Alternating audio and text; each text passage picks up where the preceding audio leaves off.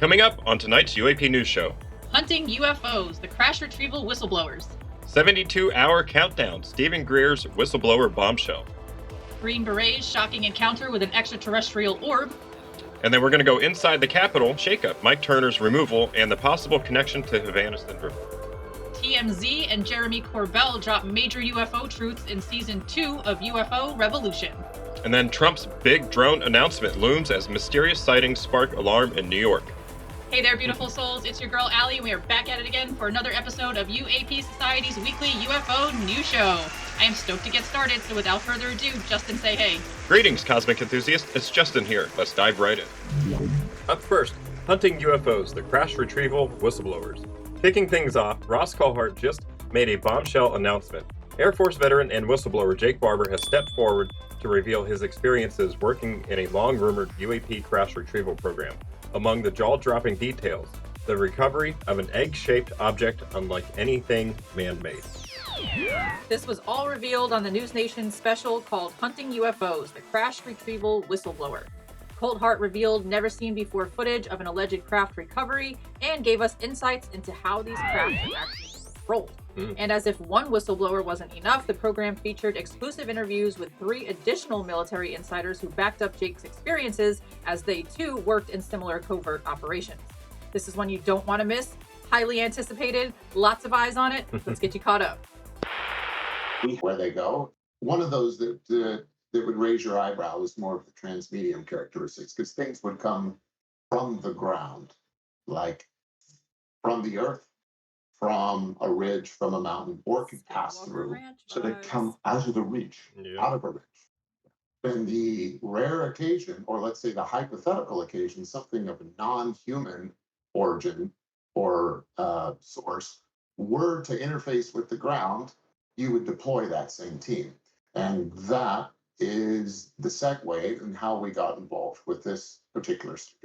So now, visually, after seeing all kinds of things in my past, it was clearly something that was ridiculously looking. It's inconsistent with anything I'd ever seen before. I can also tell you that the reaction by my team, we all knew we were dealing with something extraordinary. This extraordinary footage clearly shows an egg-shaped object dangling in a sling below the belly of a helicopter.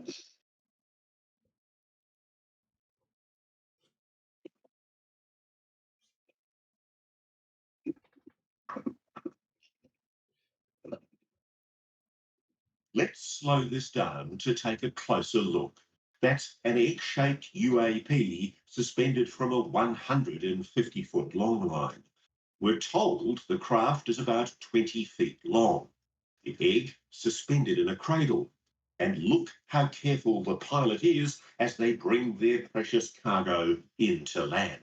Let's freeze frame here to look at one of the clearest images of a UAP ever taken. This is no blurry light in a distant sky.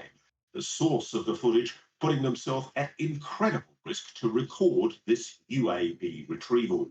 Look at how perfectly smooth the craft is.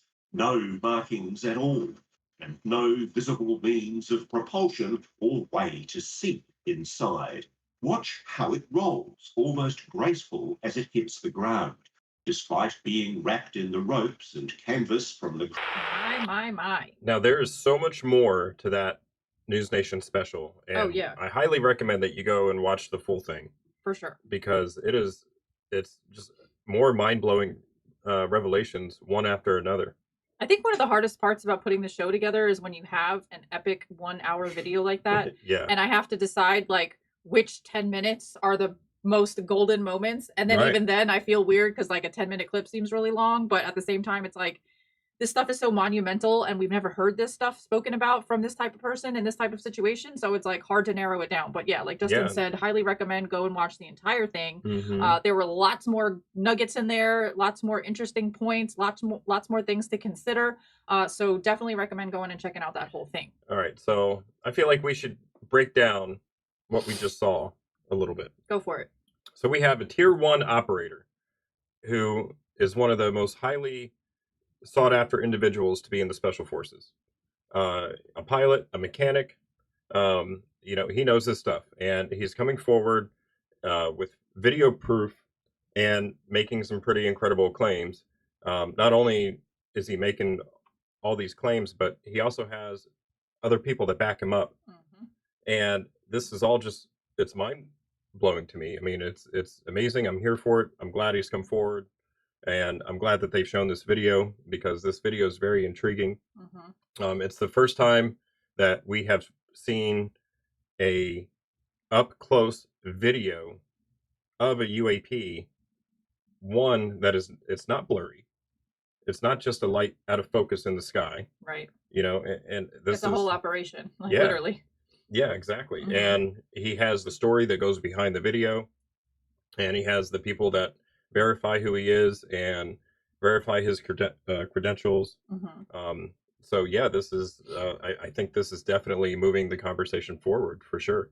Yeah, I don't see how this can't move the conversation forward. I mean, we're talking about verified crash retrieval programs. We're talking about an egg-shaped craft. We're Hmm. talking about what did he call it? An eight gong or an acorn, or I'm not sure what word he used, but it sounded Aegon, like those. Aegon. Yeah, I'm not sure. It Uh, was a disc that had, yeah, the eight yeah, panels or whatever. yeah, So there's the egg craft and the other craft, and then they were also talking about moving a box of materials that they may or may not have gotten ill from being in close proximity to.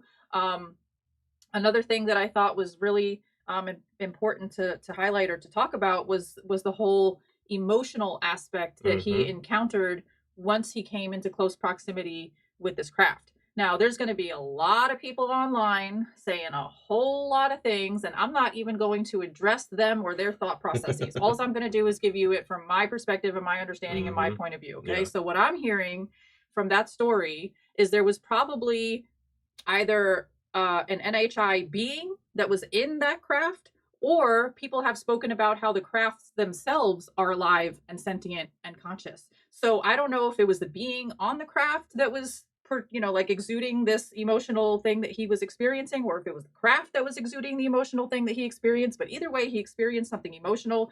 He said that he heard song. He felt like he was tapped into a frequency. He said it was probably God. It was a feminine energy. And these are all things that I have heard before with researching all this stuff all this time, going down all these weird rabbit yeah, holes, listening and talking to people that have had NDEs, people that channel ETs, psychic mediums. We've spoken to a wide array of different types of people.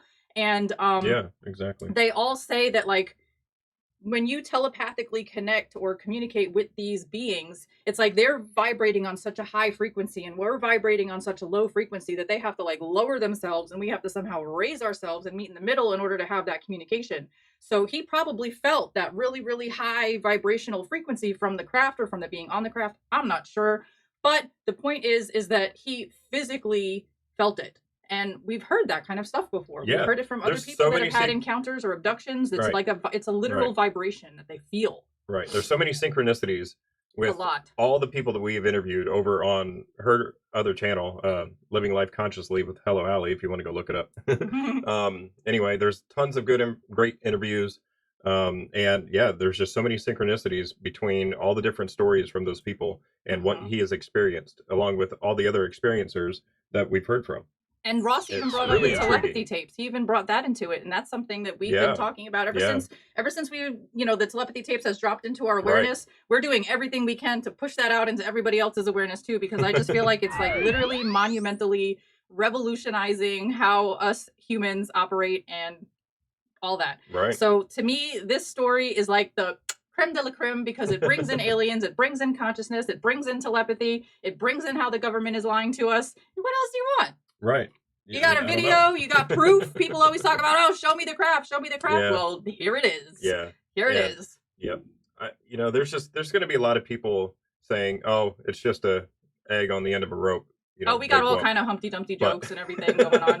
It's already happening. I mean, yeah, I feel like for those people, the only thing that is going to change their mind is if they have a personal experience with NHI themselves. But you know what? I bet you even if an alien came up and farted on these people's noses, they would still be like, I'm not so sure.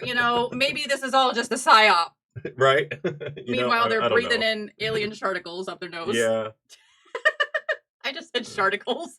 articles. Oh my god. Yeah, this is really intriguing. It is Mhm. super amazing.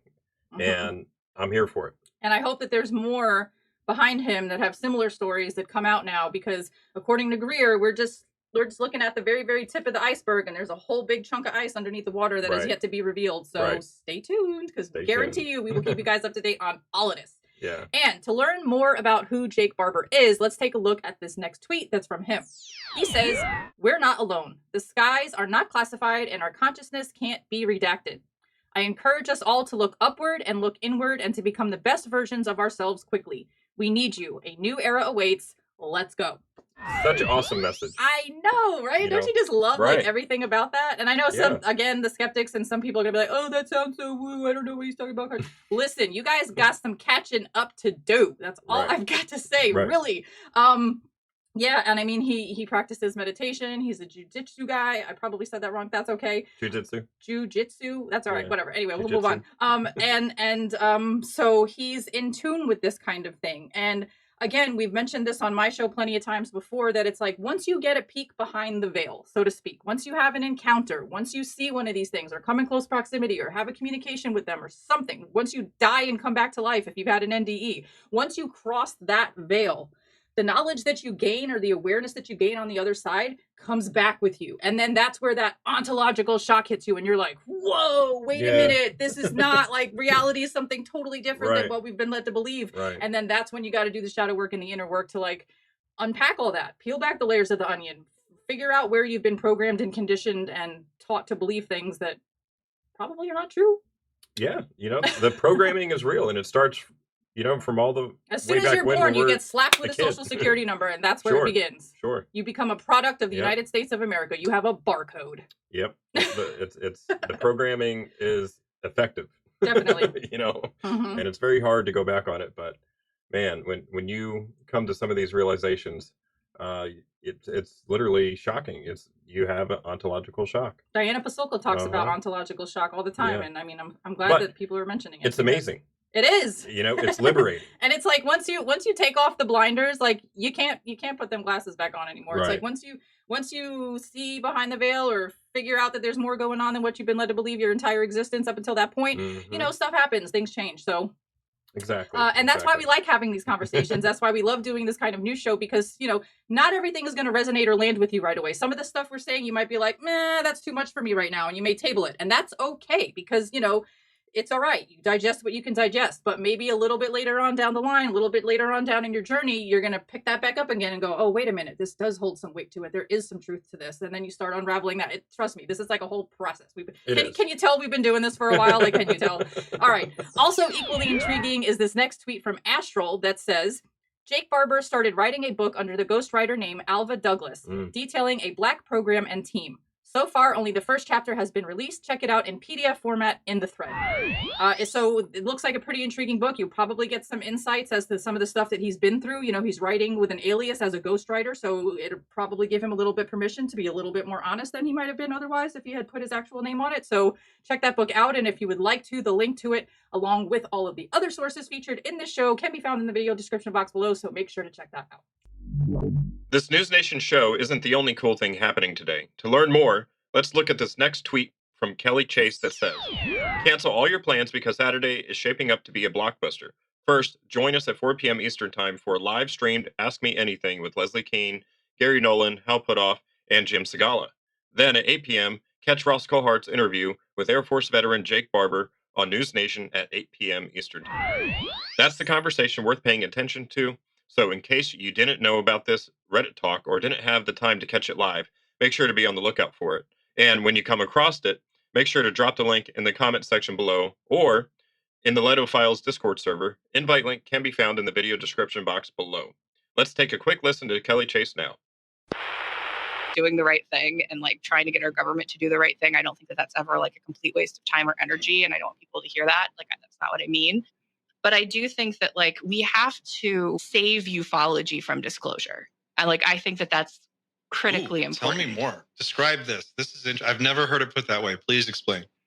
I mean, I think that ufology has been subsumed by disclosure. And that, like I said, the information that we're getting, the big names in the field, like all of this, it's coming through the military intelligence apparatus. Like that's where it's coming from. And no matter how well-intentioned those people are, there's no way that that information isn't hopefully sullied. Suddenly nobody wants to talk about anything that's not coming through these like certain channels who are the people who, by the way, have been lying to us from the very beginning. Hmm. And so we're not talking about experiencers. In some ways, back in the 90s, when John Mack was and Bud Hopkins and all of these people who were doing work with like abductees and contactees and that sort of thing, in some ways we were further ahead in kind of understanding this thing back then. Like in a lot of ways, disclosure has caused us to regress in terms of our understanding of the phenomenon itself. And so, like disclosure, I agree that it should move forward. I'm not against disclosure and I support it when and however I can. But I think we have to save ufology from that. We can't allow the disclosure narrative to be ufology. Like we need to put it in a whole other sandbox, and that inquiry needs to happen outside of that paradigm. And it needs to be coming from the experiencers and the contactees themselves, because that is like, as imperfect as that is, like that is a much better source of information for us to be pulling from to try to understand what's going on here than the way that kind of we're doing things in the disclosure sandbox. That's such an interesting perspective that I never really thought about before. Me neither. But honestly, as soon as she said it, I was like, wow, that is true. Like, disclosure has to do with like laws and protections and announcements and stuff like that. But Mhm. ufology is the study of the phenomenon, which includes anecdotal evidence from people's personal experiences. And another thing that she brought up that I found super interesting was just that like nobody's listening to experiencers. Like you can have a murder trial and have somebody do life in prison based on one witness's testimony. Yet you have thousands of witnesses who have had ET abductions and ET experiences and encounters and whatever else, and everybody's like, meh, they wear tinfoil hats. Ignore them. Yeah, exactly. And I think true disclosure is going to come from both points of view and both sets of information. Okay. And I don't know. I just never thought of that before. So thank you, Kelly. Yeah, and also thank you for bringing us this conversation with Leslie Keane and Gary Nolan and Hal Puthoff and Jim Segala, because all of those people bring perspective to the conversation that I personally really appreciate. Mhm. And I don't know if you guys have been paying attention to Twitter and to conversations that Hal's been having on there, and then all of a sudden, like, they're just deleted. It looks like he's ready to talk. He's been saying some pretty like bold things lately. Like Uh-huh. it seems like this man is ready to spill the tea. He's got his cup full, it's piping hot, and he's ready to go, honey. He's ready to go. Yes. So shout out to Kelly Chase for doing the damn thing. All right, moving on. Donald Trump Jr. also joined this conversation in his latest podcast called Triggered. In episode 207, called Out of This World Breaking News Investigation on Secret Alien Aircrafts, Don Jr. teams up with Ross Coulthart and former Pentagon insider Lou Elizondo to unpack the mysteries of the secret alien crafts and break down the latest on UAP investigations. Let's roll the clip. One of the things that was recommended by Chuck Schumer in the previous administration, or the current administration, was a really laudable idea that was actually backed by both sides of the House. And it was the idea of a presidential records review panel that looks at all of the UAP information that's held secretly within the government and makes a decision about declassification. Because the worst thing that could happen is catastrophic disclosure. I know that there are things that the public shouldn't know.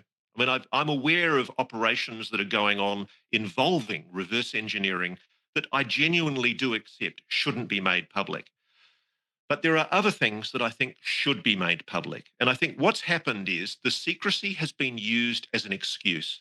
I had a conversation recently with somebody who has a lot of gold braid on their shoulder. And I said to them, sir, is there any good reason why the public can't know that there is a non-human intelligence engaging with this planet? And he laughed at me and he said, Ross, go for it. And he encouraged me to do this story. Yeah. And I said to him, if there's a good reason why I shouldn't run this story, please tell me. And that's exactly what my friend, the whistleblower, Jake, has done. He's done entirely the proper thing. These guys are patriots. They've gone to the Pentagon. They've told the Pentagon what they knew. And you know what the Pentagon did? It covered it up. That's what they did. They lied to you. They lied to you, to the American public, and to the Congress.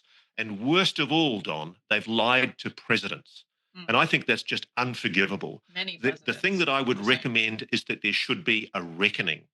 This has to be done in public. There has to be transparency. The public has to see accountability. If you're looking for the deep state, if you're hunting for the bad guys who've done entirely the wrong thing and committed crimes and overspent the public's money, this is where you need to look. And I'm not saying this. The people I'm talking to in the program who so desperately want to testify, they're the people saying this. They want you and your dad to scream from the rooftops about this and get answers. And I'm sure Lou, who's coming on later, is going to second this. And I'm sure David Grush, who spoke to me on News Nation in 2023 and went public with his concerns, he's genuinely concerned that the attempts that he's made to get this heard inside government are being ignored. And it's basically because of the power of the defense aerospace and the national security establishment. President Eisenhower once warned that there was a danger in the military industrial complex. And the irony, Don, is that it was probably President Eisenhower who was responsible for instituting the legal basis for the cover up in the first place. And what he failed to realize was that the monster he would create would keep the secret for another 80 years. It's just incredible that this has been kept secret for as long as it has. And it really is time that it was brought out. And the only way that I can see it being done is in a measured way with this Presidential Records Review panel. But more importantly, if I was your dad, I would be summoning Dr. Sean Kirkpatrick, the former director of ARRO, putting him in front of a blooming judge and deposing him. Get him, And Ross. demanding that he tell the truth about what he was told by my whistleblowers. Because I know the Pentagon has been lying. And I don't know why they're lying. I don't know what pretext they're lying on. I don't know what flimsy national security excuse they're using. But this time they've gone way too far. And moreover, protections have been taken. If the aerospace company that hired these men tries to hide its involvement, they'd better be careful. And from what I've known about this, I've been following this for about a year and a half. Ross has kept this under wraps and needed some help from others in the special operations community, I'll say, for personal protection purposes for some of these individuals who were brave enough to come out and have their story told to the American people. But it was getting really dicey there for a while. So I've been following this topic, and exactly what you said and what Ross said. A tier one operator. Think about that. We're talking America's finest, the best of the best, tip of the spear. Think of Delta Force. Think of that type of caliber of individuals that when all else fails, they get sent to do a mission, right? They come with a warning, right? Only break glass in case of an emergency. So when you have a tier one operator and their colleagues coming out and telling the American people, yes, I was part of a UAP program, a crash retrieval program, and here is what we did. And by the way, here's some of the bad things that occurred as well. I think America needs to listen. These are individuals that take polygraphs. They have psychological evaluations on a regular and routine basis. And they are America's finest. I'm frustrated because you talk about my life's work here. For example, Congress just had an opportunity to create a UAP subcommittee. And one would think with all the nonsense going on with drones and Chinese balloons and UAP, that at least Congress would be able to stand up a subcommittee, not even a committee, a subcommittee on what the heck's going on in our skies. And they couldn't even do that, right? Meanwhile, you have people like Tim Burchett and Burleson and Nancy Mace and Anna Polina doing their very best to try to get the truth out to the American people. And yet they're being stymied internally by what? By bureaucracy and politics. And so it's very, very frustrating to see. But I am also very, very optimistic that this story that's coming out is going to change the landscape significantly on this topic. I don't know about you guys, but I am ready for the landscape to be transformed. That's just my opinion. Me too. How is it that we still let certain people within Congress to dictate what happens? How is it that one person can completely block the formation of a subcommittee or completely block legislation? I mean, they can block it to the point where it doesn't even get a vote. Shady That's characters. that's Shady so characters. stupid to me. Collins Elite much? You know? I don't know. Maybe I they don't have know. something to do with it. I don't know. But yeah, so the next day, Ross also went back up on News Nation again, where they talked about the impact of that conversation that he had with Don Trump Jr. Let's check that out. Ross, always good to have you. I mean, man, big news, big deal to be on this podcast with Don Jr. My question is, if he's showing interest, can we take that to mean that his dad will take it seriously in his new administration? Well, firstly, good morning, Marky, and I certainly hope so. I can tell you that we're earnestly hoping that through Don Trump Jr., we can basically let the president know that the UAP issue is a priority for many Americans. Sure is. People have had a gutsful with being gaslit and being told that they're not seeing what they're seeing. They want answers. They genuinely want transparency. And I think we're at a point now where, with these witnesses we've got coming forward this weekend, Saturday night, 8 p.m. Eastern Time, we're putting out a story where we've got multiple witnesses who are giving first-hand evidence of a retrieval program of, believe it or not, and I know this is confronting, alien craft. The allegation is that the United States has recovered non-human technology.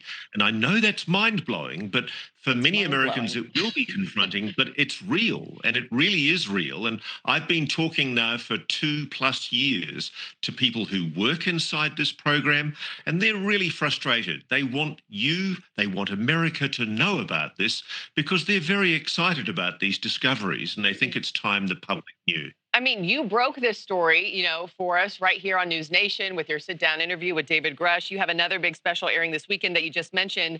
And I wanted to air a little bit of that because you recently interviewed the Air Force veteran. His name is Jacob Barber. He's the whistleblower who says he was the helicopter pilot who retrieved UAPs for the government. Let's take a quick listen to what he told you and what he saw. How long have you known this secret about unidentified, anomalous phenomena being of non-human origin? For more than 10 years. We did recover things that were exotic in nature in the sky, and we know they were classified craft. And we recovered them and took them back to where they go. Now that is clearly technology that is certainly not known. I got within 150 feet of this object. We are not alone. We are not alone. I mean, Ross, wow. I mean, more than 10 years. What about his story stood out from the countless other interviews that you've conducted over the years? It's his credibility. The man is a former Tier 1 elite military serviceman. He's worked at the highest levels of the US military. And in order to prove that, we spoke to colleagues of his who are members, or former members rather, of Delta Force, like one of the most elite military units in the US military. And they are telling us this man is an absolute straight arrow. He's decorated, he's well recognized, well respected, and more importantly, they corroborate. We have people who corroborate this man's story that he was involved in retrievals on a place he calls the Range. Out of respect to the government, he's not revealing exactly where that is, nor is he revealing the intelligence agency that he was an operative for. But basically, he's saying that for many, many years, he was working for a 3-letter intelligence agency in the United States involved in the retrieval of alien spacecraft. And the incredible thing about this, Marky, is everybody shakes their head and goes, oh, this is nonsense. Yes, this is tinfoil. crazy. Yeah. I know. And I thought that too when I first started investigating this, but believe me, it's true. And I find it absolutely incredible because people in uniform, people at the highest levels of the intelligence community are telling me it's time that America knew this secret. Yeah, and it's kind of like, to your point, why would these people who are so highly decorated with, such impressive resumes make any of this up? Some stunning claims. Can't wait to watch. Ross Coldhart, thank you so much, as always. So I, for one, am excited that Donald Trump Jr. is interested in this topic, because he has his dad's ear, and his dad is the president, or going to be the president on Monday. Yeah, come Monday. Hopefully you're seeing this Sunday night. Yeah, so tomorrow for Yeah. you guys by the time this comes out, right? Yeah. So yeah, he has his dad's ear, and hopefully he will, relay the information, Yeah. that everybody keeps talking to him I about. think that's why everybody was most excited about that interview with Don Trump Jr., just because whatever Ross and Lou say to him is hopefully then going to be telephoned to his dad's ear, like you just said. Mhm. So, I mean, the more important they feel this issue is, hopefully the more transparency to us will come with that. I don't know if that's how it'll actually work out, but hey, a girl's got to hope, right? Yeah. Next up, 72-hour countdown. Stephen Greer's whistleblower bombshell. Hold on to your butts because something big is coming and it's just 72 hours away. Dr. Stephen Greer, renowned UFO researcher and advocate for disclosure, has just made a bombshell announcement. He's got whistleblowers lined up and ready to tell their incredible stories, potentially changing everything we know about UFOs and non-human intelligence. These insiders are preparing to drop evidence that could expose the truth behind extraterrestrial phenomenon and crash retrieval programs. This next clip is from episode 1 of Greer's new podcast series that he strategically just started up for this very moment in time. Let's check it out. Hello, everyone. This is Dr. Stephen Greer, and this is the first episode of our podcast, the Dr. Stephen Greer podcast. And the reason we're starting this podcast now, rather emergently here today, is because we have a group of people who are in the process in the next 72 hours or so who will be coming forward with a great deal of information and evidence related to the UFO and NHI or extraterrestrial issue. And I think the public is going to need to have a source of perspective and context and analysis to go to. And so I feel that this is the time for me to start a podcast like this. We're going to be eager to let everyone, put the word out that we're doing this because I think without the context and interpretation, understanding, there'll be too many opportunities for the disclosure of this information to be manipulated, go sideways, and create all kinds of confusion. So I think when we do these, we're going to try to do them every week if possible. I'll be traveling a great deal with what's happening, but we have a portable setup here, and we'll just kind of do it on the road when I'm traveling. So we're going to keep all of you up to date, at least on a weekly basis, and maybe more than that if there are further breaking events. Okay, so that was episode 1 of Dr. Stephen Greer's podcast. And he has since I recorded and made that clip come out with episode 2, which I also watched. And I honestly have always had a lot of respect for Stephen Greer. I want to make that very clear before I say what I'm about to say next. I've always had a lot of respect for Stephen Greer and for the efforts that he's made towards pushing disclosure. However, after watching episode 2, I was a little bit disappointed in his behavior. He threw a lot of shade at Ross. First, he acted like he didn't know how to pronounce his last name. He was like, "Oh, Ross, whatever his name is, I don't know how to say that." I was like, "That's a little shady there, Greer. I don't know why you're doing that." And then he tried to, well, not he didn't try. He did say that Jake Barber is one of his whistleblowers. So I thought that Greer was going to be coming out with like his own group of whistleblowers, and then Ross Coulthart had his own group of whistleblowers. But now it seems like Greer is trying to double dip claim one of Ross's guys, which is confusing for me. So I thought that that was strange. But anyways, aside from all that, he did say that he set this podcast up specifically and strategically so that as these things come out, he is going to be able to give you guys his perspective of things. So he wants to make sure that the conversation is steered with the knowledge that he has. I don't know. I feel like with all the division we have in the UFO community, I just didn't appreciate the shade being thrown at Ross from Greer, but maybe I'm reading too much into it. I don't know. To be fair, it is entirely possible that this guy, Jake, could be one of Greer's whistleblowers. He definitely made it sound like that. He definitely probably talked to him. He did. Over the last couple of years. He did. Or maybe even before then. We know that he's definitely tied in with Michael Herrera. Yep. Who is tied to Dr. Greer. Who came out in his press conference last year. Exactly. Right? Mm-hmm. So, yeah, this person, Jake, has probably talked to Dr. Greer and Ross Coulthart. So, sure, yeah, it's entirely possible that. I don't know. Maybe my opinion is coming from the misunderstanding that I thought that Greer had his own pool of people, and then Ross had his own pool of people. But now the lines between those pools of people seems to be getting blurred. So maybe it's just my own personal confusion. But also another thing that Dr. Stephen Greer said in episode 2 was he was kind of throwing more shade at Ross, because Ross is saying that these drones, this whole drone flap situation, is most likely, or at least partially, UAP related. And Greer was like, "Oh, he's just talking without proper knowledge. I don't know why he's saying that. He's hurting the conversation." And he had kind of had that like kind of like stance, and I was just like, "Oh man, come on! Like we don't need this shit. We got enough of that. Like can't we all just get along?" Right. Well, Dr. Greer has always said that there's going to be this false flag operation where they're going to try to, the government or whoever is behind this false flag is going to try to scare the world. Yeah, he talked about that too. Right. Scare the world into thinking that we are under imminent attack. And that is his basis for this false flag operation that's supposedly happening right now. But the other side of the argument is that there's literally just too much going on. People are seeing too many things for it to be all just a false flag operation. Okay. At least that's the point that some other people were making. So I don't know. I mean, honestly, I'm kind of jumping the gun here because we're going to talk about this story in a few stories from now. But what you just said reminded me of what's coming out or came out in season 2 of UFO Revolution with Jeremy Corbell, because he was talking about the lie that's coming. This whole 2027, there's a spaceship on its way to Earth, and oh my God, we need to be afraid or whatever. So like this false flag alien invasion thing, I feel like kind of, me and my murder board brain. Right. I'm putting a red string. Between what he said with that, with the alien fake false flag alien invasion, and then what Jeremy Corbell is saying with this 2027 doomsday lie, as he calls it.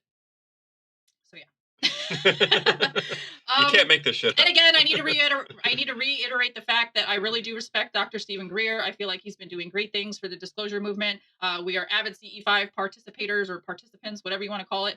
And I don't like the petty, shady, egotistical stuff. Yeah, I wish we didn't have the infighting. That's what I'm saying. Community, That's what I'm saying. Honestly, I mean, at the end of the day, both Ross and Greer are both fighting for the same thing. It's just we got enough petty shit going on. Dr. Greer comes from this perspective that he already knows everything, and so that's kind of off-putting for a lot of people. And anybody that doesn't know what he knows is not well enough to talk about it. That doesn't mean he's wrong. Right.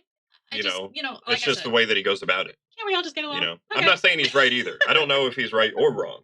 I guess we'll find out. And, I mean, I don't know if anybody's right or wrong. Well, we're just here to report the news and report how we see it. Yeah. We're not trying to, make your guys' minds up for you. We want you guys to make up your own mind. Yeah. I don't even have my mind made up. I can't make up other people's mind. Mine isn't even made up. The more I know, the more I realize I don't know. The only thing I do know is that I don't know. So exactly. So anyway, it still remains to be seen what's going to happen in the next couple of years. Yep. I don't know. We'll see. All right. So what kind of whistleblower testimonies do you guys think that we're going to hear? Are these insiders from the military, government, private sectors? Do you think these whistleblowers will reveal concrete evidence of UFOs, or are we just going to hear more talk? Make sure to let us know in the comments section below or in the Lato Files Discord server. Let us know what you think. Next on the docket, Green Beret's shocking encounter with an extraterrestrial orb. In our next story, we meet Green Beret Randy Anderson, who shares an extraordinary and deeply personal experience from 2014.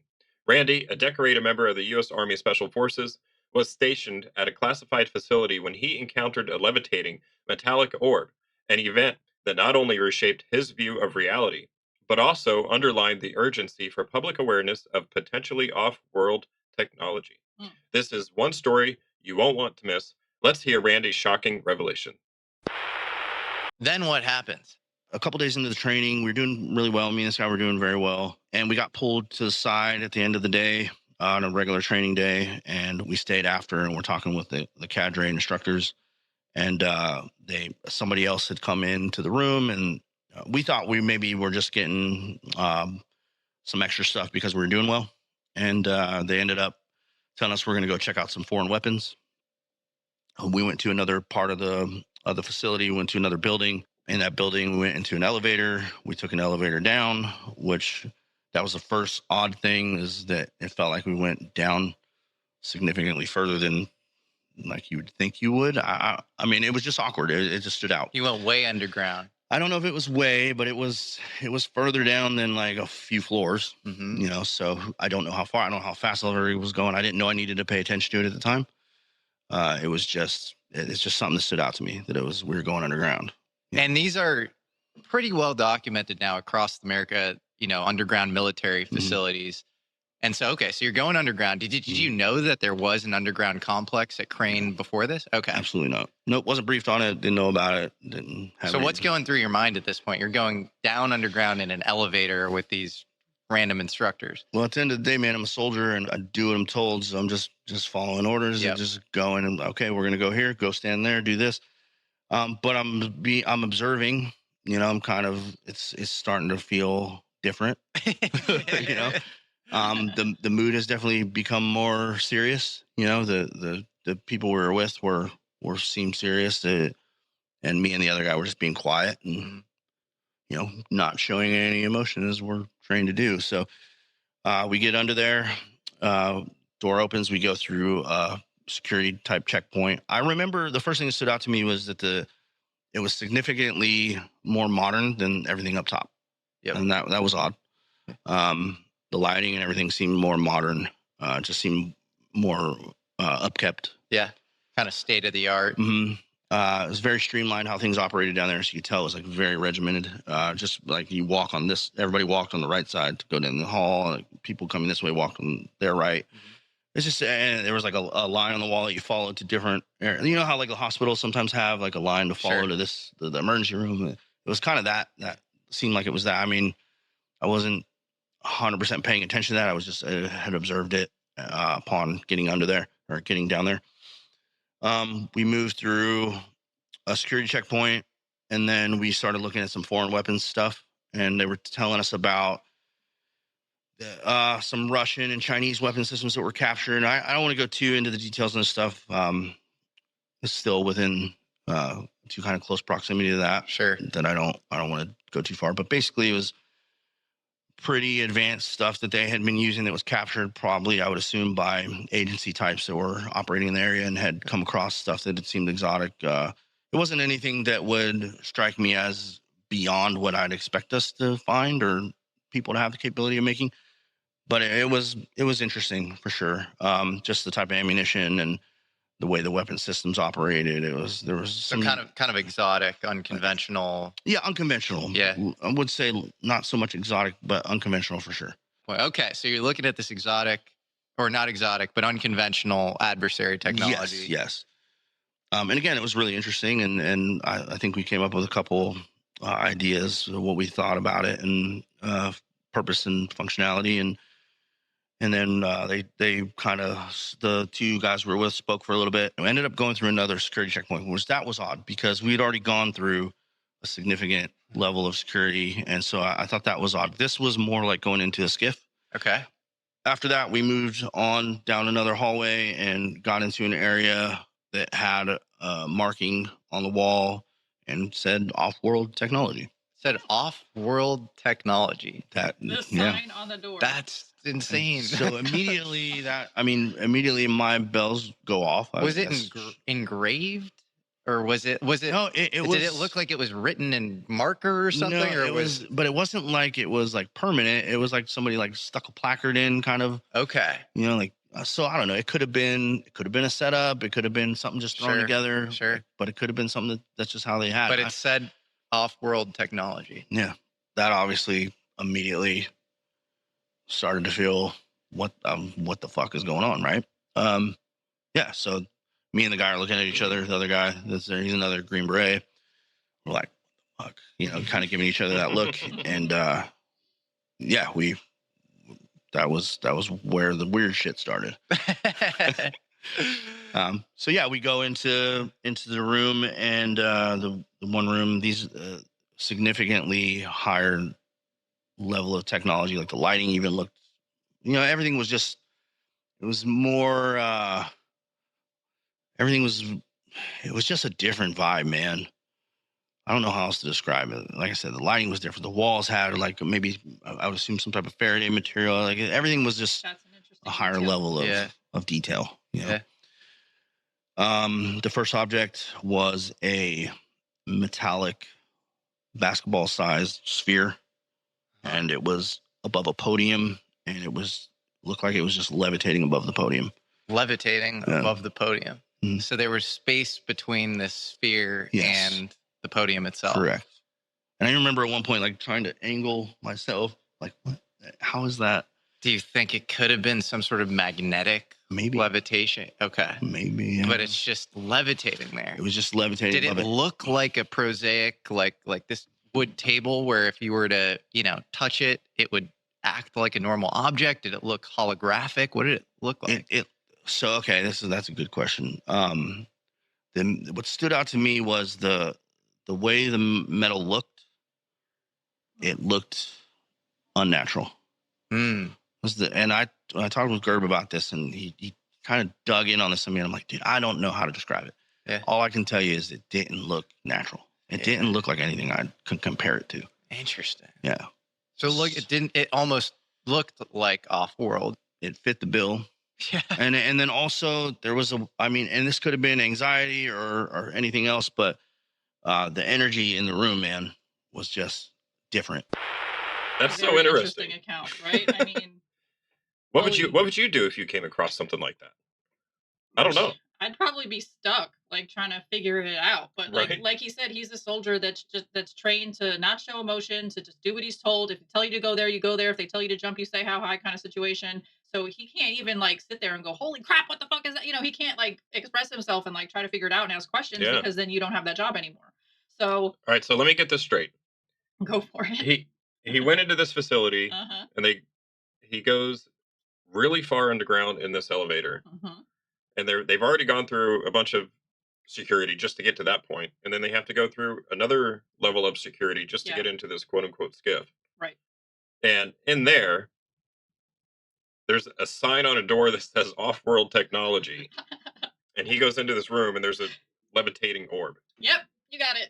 A metallic levitating orb. Yep. Just like all the ones that we've heard about, and we've seen the picture from Iraq that Jeremy Corbell released.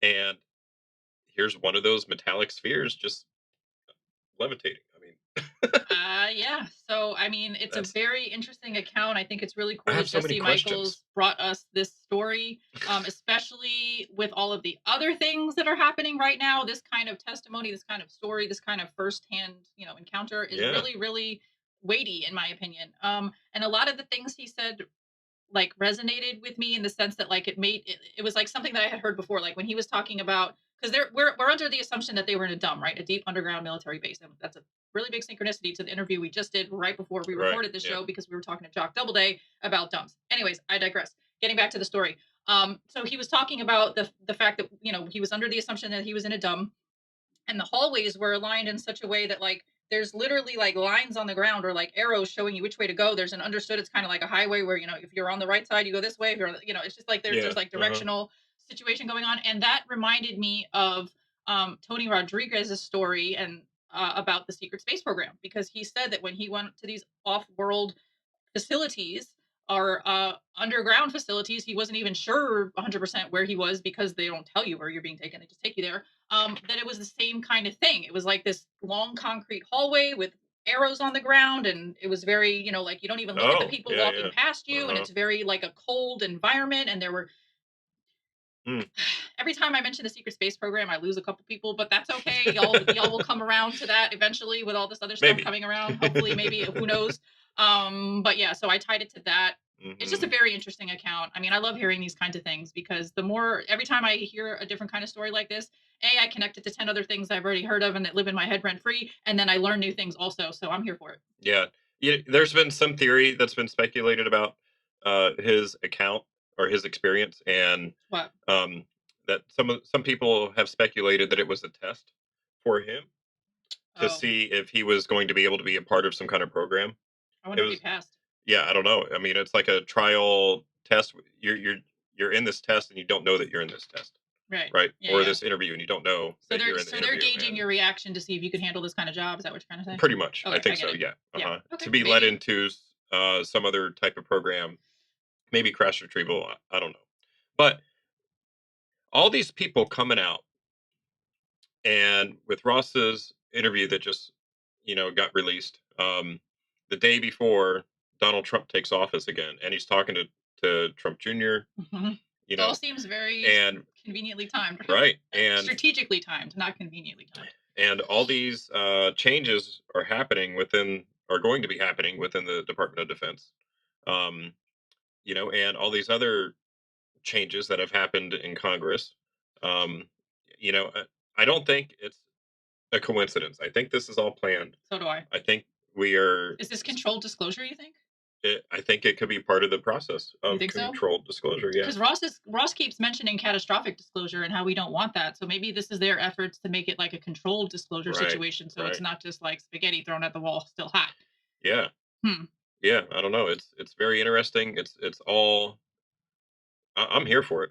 I'm just sitting back eating popcorn, watching. Same. Keep your snacks and your drinks filled up, And- people, because this is not over. Like I forgot who said it recently, but somebody said, I think it was Lou, probably Lou, said that this is just like the tip. Oh no, it was Greer. It was Greer. Okay. That this is just the very, very tip of like a very, very big iceberg. Like if you guys think that this is a lot, wait till the rest of the iceberg unfolds itself and Yeah, reveals itself, yeah. because this is gonna keep going. This momentum, I have a feeling it ain't gonna stop. No. But you mentioned that we're getting changes to the DoD and all Yeah. that. And So this let's roll into the next story. I was totally caught off guard. I don't think anybody was. I don't think this was on anybody's 2025 No. bingo card.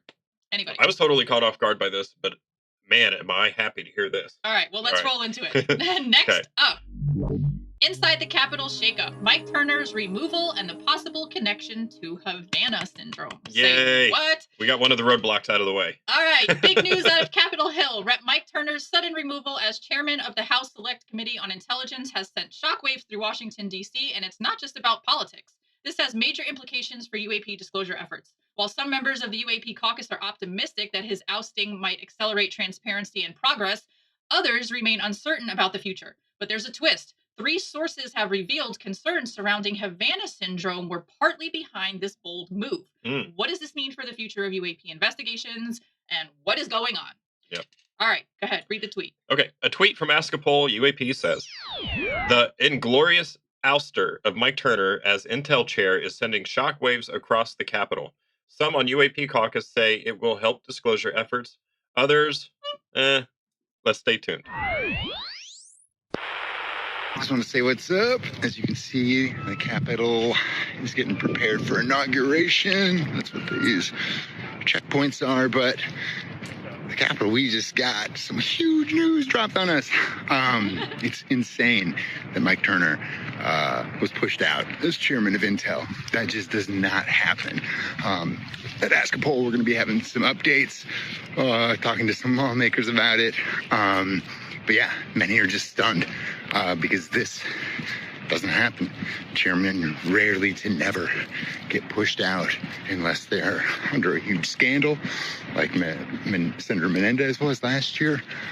So yeah, this is just wild times. And it seems like Mar-a-Lago flexed against Turner because of the Ukraine crisis and stuff like that. But now members of the UAP caucus are thinking, they're telling me that I think the change in leadership could actually be good for the issue because, as we know, Turner and Mr. Hines have basically not touched the issue with a 20-foot pole publicly, at least publicly. His enthusiasm about the whole thing is really cute to me. Yeah. Well, it's good news. It's good news for us. I mean, I Because he consider was- this a win for us, right? Absolutely, because he was Yeah. one of the ones that stymied the UAPDA. UAPDA. Mhm. And I mean, almost single-handedly. Roadblock removed. Right. So win. Absolutely. I'm so excited for this. Same. Oh, I was just gonna remind people that his district is home to Wright-Patterson Air Force Base, where supposedly it's been alleged that they're storing non-human intelligence vehicles or some crash retrieval vehicles there. Murder board bringing in yeah. real time. All right. To add insight, this next tweet from Tom Rogan says, new 3 sources say that concerns related to Havana syndrome were partly responsible for Speaker Mike Johnson's decision to remove Representative Mike Turner as chairman of the House Select Committee on Intelligence. What the heck Havana syndrome has to do with this? I'm only partially aware. I definitely have to do more research, but hey, I mean, what do you think? Was he blocking some people from being traded, or blocking the disclosure of certain individuals that have had quote unquote Havana syndrome happen to them? I'm not sure. I should have probably read that article, to be honest with you. To be totally and 100% honest with you guys, I probably should have read that article before we recorded this show, so I knew what the fuck I was talking about. But I guess I'll have to do my homework afterwards. Okay. Well, anyway, I'm still extremely excited that he is no longer the chairman. Yeah. And that he can no longer single-handedly derail, any future UAP DAs. So Same. Anyway, yeah. So I'm so happy. In your opinion, is the removal of Turner the beginning of a broader shift in how U.S. government handles UAP information? How do you think UAP-related investigations will evolve now that a new chair will take over the Intelligence Committee under new President Donald Trump? Drop your thoughts in the comment section below. All right, up next, TMZ and Jeremy Corbell drop major UFO truths in Season 2 of the UFO Revolution. Okay, UAPs, Jeremy Corbell and TMZ are back with a bang. The highly anticipated Season 2 of TMZ Presents UFO Revolution is now available for streaming on Tubi, and it's dropping some serious truth bombs. With 3 explosive episodes packed full of never-before-seen evidence and key players who are shaking up the UFO world, this season is set to take us further down the rabbit hole than ever before. UFO Revolution delves deep into the evidence that suggests the government knows a whole lot more than they've been letting on. Let's take a quick peek now. There's an individual who does some research for us, former military guy, highly intelligent, a great investigator. And he reached out to me and said, hey, listen, you may want to let your friend Corbell know something, because I've come across some information that's very disturbing. And he says, look, there's a credible threat against Jeremy Corbell. And he sent me some information. I looked at it and said, okay, you know what? Yeah, that looks legit. I wouldn't take any unnecessary chances if I were you right now, because you've got bullseye on you. This was somebody who actually had real means and capability to do something, and they knew who you were and where you live, and it's somebody who potentially intends to do real harm to you and your family and has a means to do it, right? When you're a public figure, it's understandable that at some point somebody out there, whether they're a super fan or just a crazy person. Yeah, you got somebody there who just, for whatever reason, is obsessed with you. People in public light experience that a lot more than people realize. It just goes with the public territory, unfortunately. Look, people hate me for maybe the way I say stuff or not saying stuff, putting something out, not putting it out. You should die, you should stop, you're full of shit, you're a grifter. It's so easy to quit. It's so easy to be beaten down by the lies and the bullshit. There's no way to stop this. I will be a part of it for as long as I'm physically and mentally capable of being a part of it. Communication only happens and can only be successful if people feel they have the ability to freely engage in dialogue and speech. The problem is there are some people, for whatever reason, feel that if they don't like the speech, they have the right to silence that voice, one way or the other. You've got a concerted effort within the government that's very sophisticated, and it will probably come out. I have to be really careful right now because I don't want to. There are individuals that have the ability to keep people quiet permanently. So Lou is talking about people being murdered because of their direct first-hand knowledge of UAP-related exploitation programs, meaning reverse engineering programs, and he is 100% correct. That's going to come out within the next year, I think. Good. I think people are going to know a hell of a lot more of what I had to go through and some other people. Yes. There are some other people that you are aware of Yep. that had suffered and been threatened, let's just say, with what they consider a permanent solution to this problem of people like us coming out. The talk of unaliving people because of their knowledge of this subject or because of their boldness in speaking out about this subject is becoming more and more prevalent. And I think it's going to become even more prevalent when all these stories start coming out, because it's not just a rumor, you guys. It's it's legit. People have been unalived because of Mm-hmm. their knowledge of this subject. I mean, just not that long ago, James Fox was on Area 52 talking to Chris Ramsey about the Men in Black, or I think the term that James Fox used was the guys in suits or something like that, about how like they show up and visit people that have had conversations about or have seen sightings or have, you know, released some picture. It's like Yeah. this idea of literally permanently silencing people. It's not It's a it's, totally it's wrong not and a immoral. joke. It's not No, a it's joke at definitely all. not a joke. I would hate. It's I was just about to say I wonder how many people, but then my also immediate thought afterward was I would hate to know how many people have been yeah. unalived because they know stuff about this or have spoken about this. Like, where the hell is Dr. Jacobo Greenberg? He disappeared 30 years ago because he was doing consciousness experiments. Where did Yeah. he go? What Yeah, happened to him? exactly, I mean, exactly. like, there's just so many things. And there's so many other weird and mysterious things that have happened to other people that it makes you question: was their death, related to this, or did they die because of just a freak accident? Like John Mack getting hit by a car. Was that just a freak accident, or did it have something to do with him getting too close to the truth? Right.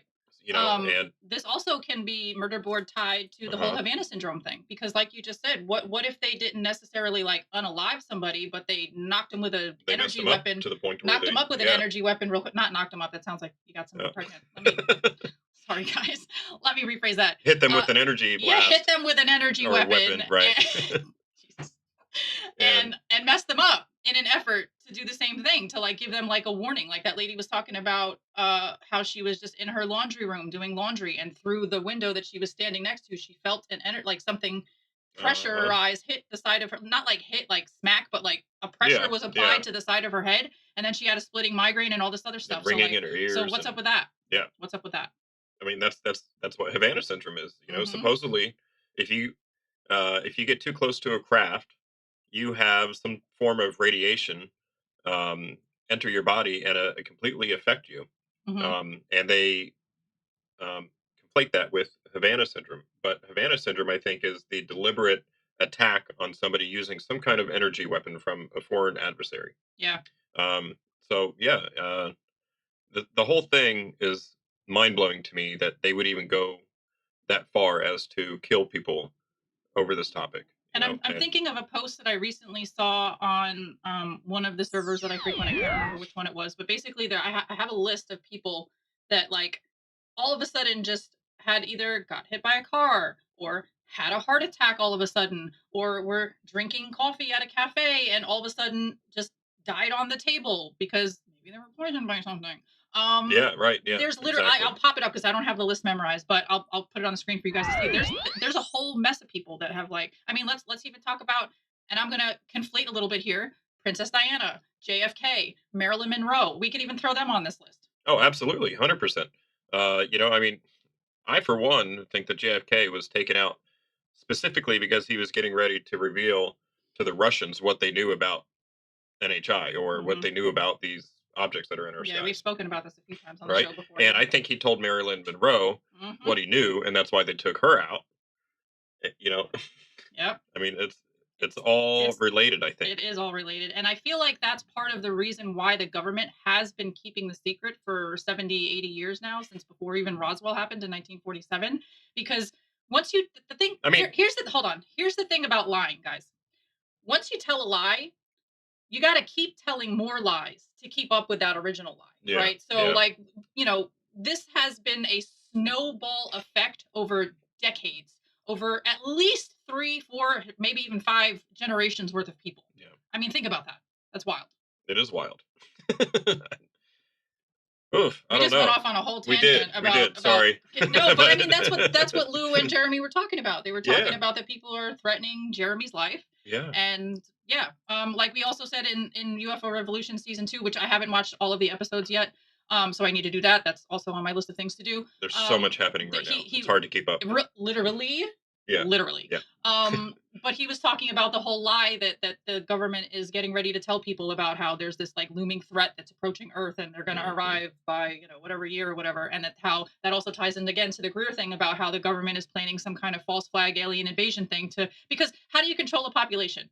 With fear, right? So if you get them afraid of all the big scary aliens that are coming to invade the planet, that makes it easier for them to gear up, get all these weapons, get funding for energy weapons or whatever, and you know, build out the Space Force and whatever else, and weaponize space and throw nukes every fucking where. And it's just Yeah, I don't know.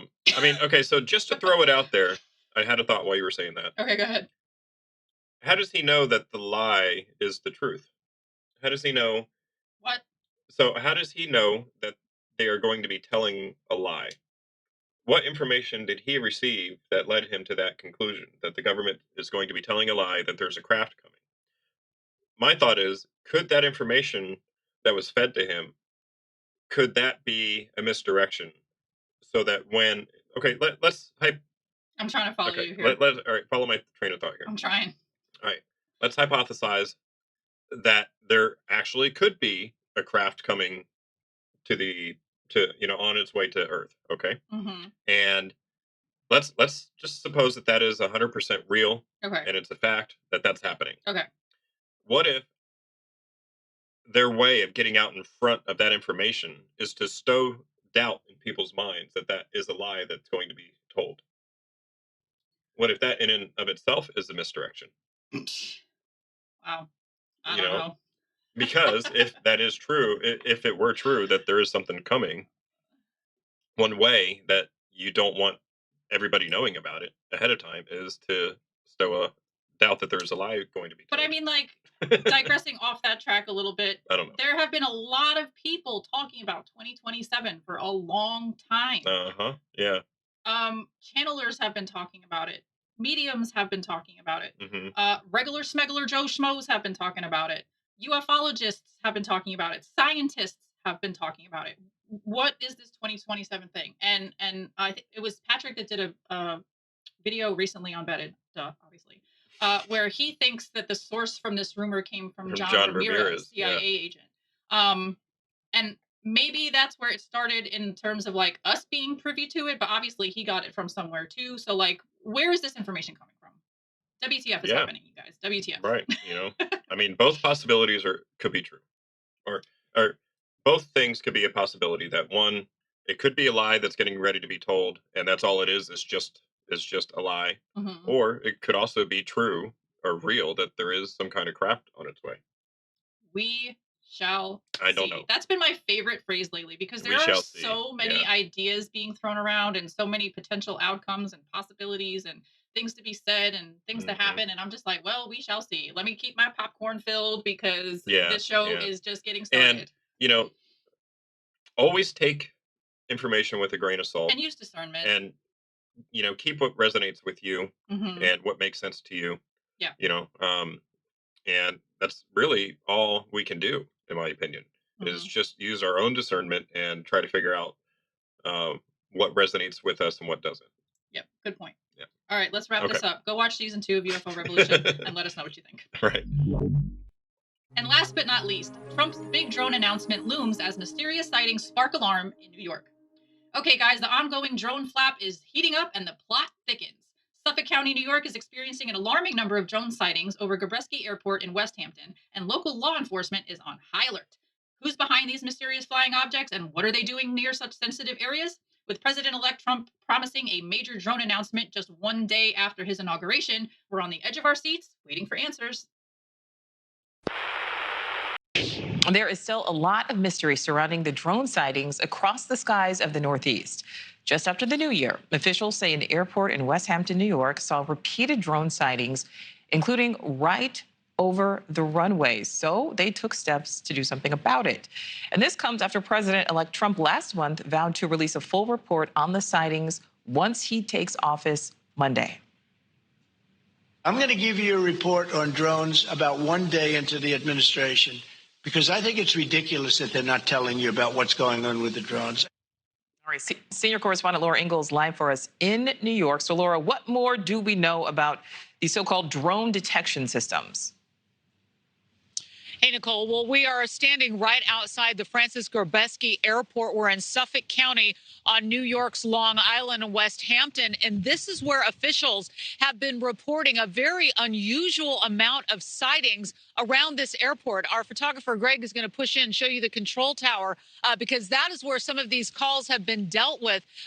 As we take a look at this airport, these incidents have occurred in highly sensitive areas, including over runways here, on taxiways, and restricted airspace. And just this month, authorities have reported multiple sightings that have raised serious questions about who might be behind these flights and what the purpose may be. And to address the issue, a highly sophisticated system known as D-Drone has been installed here. The system uses radar, cameras, and artificial intelligence to track and pinpoint drones in real time. And officials here tell us it is a crucial tool for them for this airport, which is also home to the 106th Rescue Wing of the New York Air National Guard, making these sightings all the more concerning and adding to the growing attention. As you mentioned there at the top, President-elect Donald Trump recently addressed the issue, vowing to make these incidents a priority once he takes office. And locally, officials in Suffolk County are leveraging the new detection system to trace the origins of these drones and identify. Take a listen. That detection system will allow us to help identify not only where these are taking off from, but also the IDs that are associated with these drones. And we're going to use that information to potentially go and knock on doors or locate the actual operator and have a conversation as to what they're doing. As I mentioned, the Air National Guard is here next door. And what we've been told from some of these, quote, drones that have been spotted in the sky, when you think about drones that we are used to seeing, the officials here have said, just like we've heard before, Nicole, that some of these items have been the size of cars. They are very large. There was many spotted in the last few days. And on Christmas Day, 17 different sightings at this airport. Nicole? Yeah, so a lot of questions, Laura. Next hour, we'll hear more from you, including some exclusive new video. So Laura Ingle reporting live for us. Thank you. So it remains to be seen whether or not Trump is going to actually give us a report. I mean, he said he would, and we need to hold him to it. I think people are going to hold him to it because, like, I hope literally so. the whole world wants to know. This is not just this. It's not something that's just happening in one state or one country. It's happening all over the place, and it's been happening. We've been talking about this for like what four straight weeks now. I think this started like mid-November, and here we are still waiting for answers. So we shall see. And like I said, it's happening all over the world. Like I remember also recently, I saw something about Germany issuing permission to shoot down drones. So it's in China, it's in the America, in the United States, it's in Russia, it's in Germany, it's all over the place. Right, it's all over the world. All over the place. And I don't know, it goes back to this whole thing that is not just an American issue. Nope. This is worldwide. And we're not just talking about drones, or are you? No, I'm not just talking about drones. I'm talking about the phenomenon in general. Yeah, absolutely. This is a planet Earth situation. Right. And why would our government hide it? That's the $1,000, $1 million. I mean, why do all governments hide this information? It doesn't make sense unless the truth is too terrible to be told, as good old Nick Pope likes to say. I would rather know the truth, though. Me too. Listen, I'm a New Yorker. We do not sugarcoat shit. We keep it blunt, keep it straight, keep it right to the point. We're in your face. If you don't like it, tough shit. And I respect the truth. This whole like lying to generations of people over a course of 80 years is bullshit. Yeah. I mean, they've only been lying for 80 years, but whatever this is, I think has been interacting with humanity for thousands of years. I would go even further than that to say that like they're the reason why humanity is even here to interact with. Oh, okay, yeah. What came first, the chicken or the egg? Just say right. A UAP chicken or UAP egg. Right. Oh, that's such a good pun for Jake Barber's story that's coming that's out. Why I said it. Nice one. Good job, babe. All right. So what do you think President-elect Trump's announcement about drones could reveal?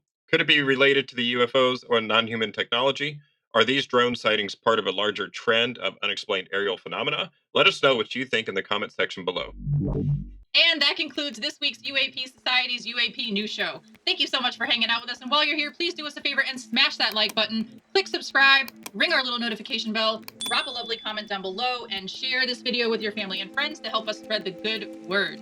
All right. Let's raise the collective consciousness together in unity. All right. Much love, peace, and and namaste. And welcome to all the new subscribers we just got recently. Holla!